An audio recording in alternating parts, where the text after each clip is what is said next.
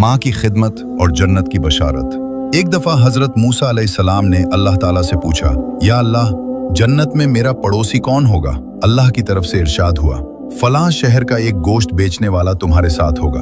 हजरत मूसा अलैहिस्सलाम ये सुनकर बहुत हैरान हुए कि एक पैगंबर का साथी एक मामूली कसाई कैसे हो सकता है। आप इसी जुस्तजू में उस कसाई की तलाश में निकल पड़े। वहां जाकर देखा तो वो शख्स अपनी दुकान पर गोश्त बेचने में मसरूफ था। हजरत मूसा अलैहिस्सलाम उसके पास बैठ गए।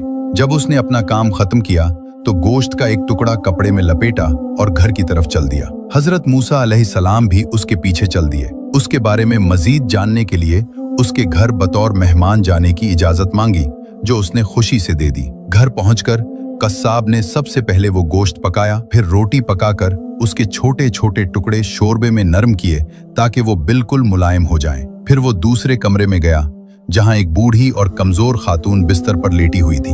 वो इतनी कमजोर थीं कि खुद से हिल-जल भी नहीं सकती थीं। कस्साब ने बड़े प्यार से उन्हें सहारा देकर उठाया और अपने हाथों से एक एक लुकमा उनके मुंह में डालने लगा। वो तब तक नहीं हटा जब तक माँ का पेट नहीं भर गया। फिर उसने माँ का मुंह साफ किया और उन्हें वापस लिटा दिया।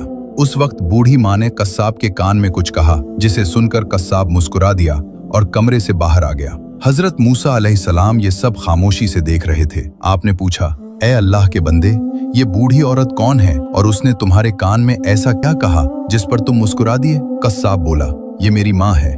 मैं जब भी घर आता हूँ तो सबसे पहले उनकी खिदमत करता हूँ। ये खुश होकर रोज मुझे एक ही दुआ देती हैं कि अल्लाह ताला तुझे जन्नत में हजरत मूसा अलैहिस्सलाम का साथ नसीब करे। मैं ये सुनकर बस मुस्कुरा देता हूँ कि भला मैं एक मामूली कस्साब कहाँ और अल्लाह के जलीलुल कद्र पैगंबर मूसा अलैहिस्सलाम कहाँ। ये सुनकर हजरत मूसा अलैहिस्सलाम ने फरमाया, ए खुश नसीब इंसान, मैं ही मूसा हूँ और मैं तुझे खुशखबरी देता हूँ कि अल्लाह ताला ने तेरी माँ की दुआ कबूल कर ली है। अल्लाह पाक हम सबको अपने वालिदैन की खिदमत करने और उनकी दुआएं लेने की तौफीक अता फरमाए।